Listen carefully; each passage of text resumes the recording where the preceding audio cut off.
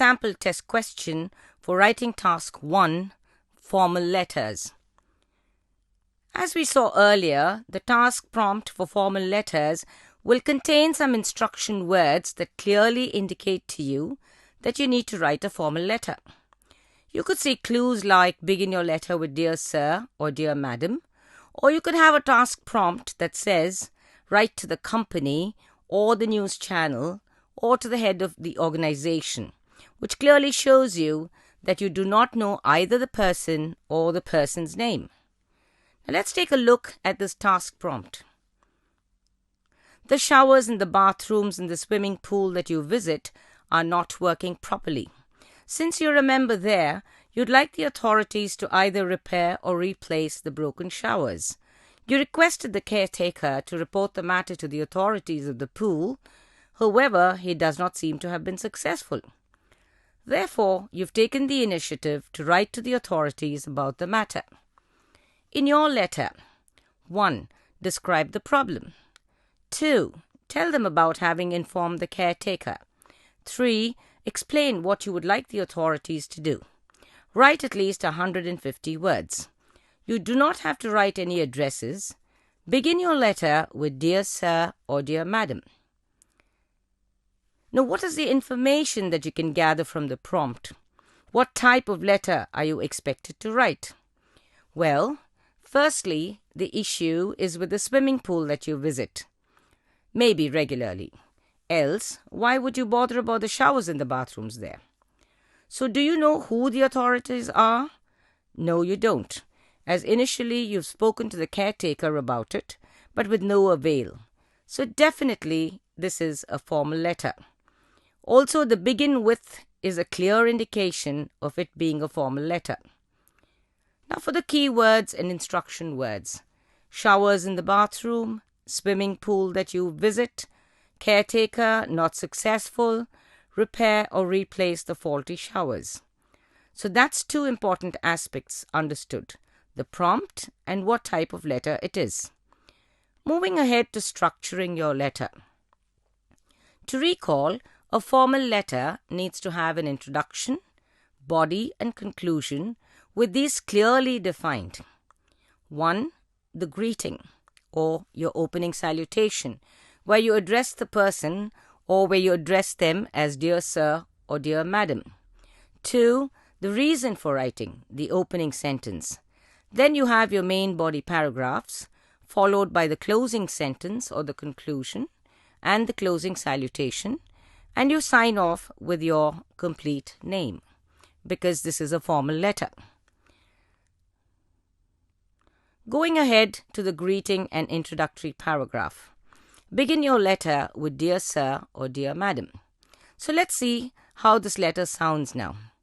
Dear Sir, I'm writing to draw your attention to the faulty showers in the bathrooms in the Kensington swimming pool at Winfrid Square.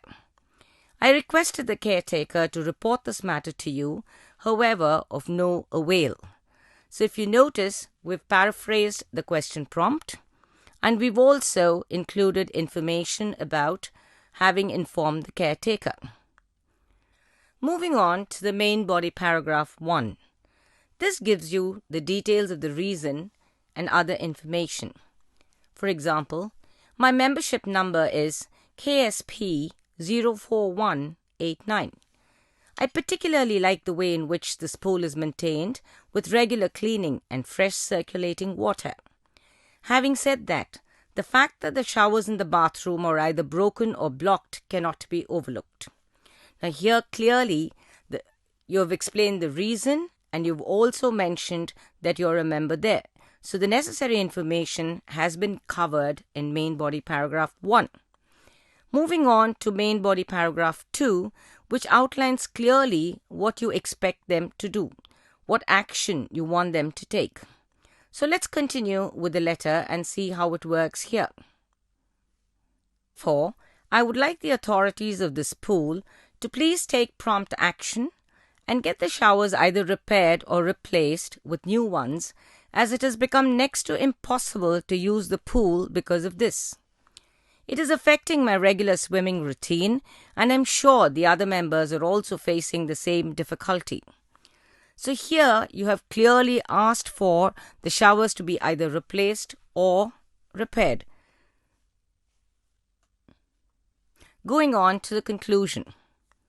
In short, would you please take this up immediately as it needs to be attended to urgently? We do have a right to demand for a proper functional pool considering the heavy annual maintenance fee that we pay. Next comes the closing salutation. Yours faithfully, and finally the complete name, Jennifer Lang. If you look at this letter, it is about 181 words, well within the expected word count. Now you notice how the task achievement and coherence and cohesion are in place. There is a flow in the letter right from the introductory passage to the conclusion. If you look at collocation, which covers your lexical resource, you have words like faulty showers, expressions like of no avail, particularly, having said that, etc. Prompt action is another example of a good collocation. A good example of a phrase, next to impossible. Now this is a good way to emphasize a point, right? Now going on to grammar range and accuracy. If you look at the letter, there is a range of complex and compound sentences. Read this sentence. It is affecting my regular swimming routine, and I'm sure the other members are also facing the same difficulty. This is a compound sentence. In other words, two independent clauses or two separate independent sentences connected by the coordinate conjunction and. Let's look at another example. Therefore, I would like the authorities of this pool to please take prompt action and get the showers either replaced or repaired with new ones, as it has become next to impossible to use the pool because of this.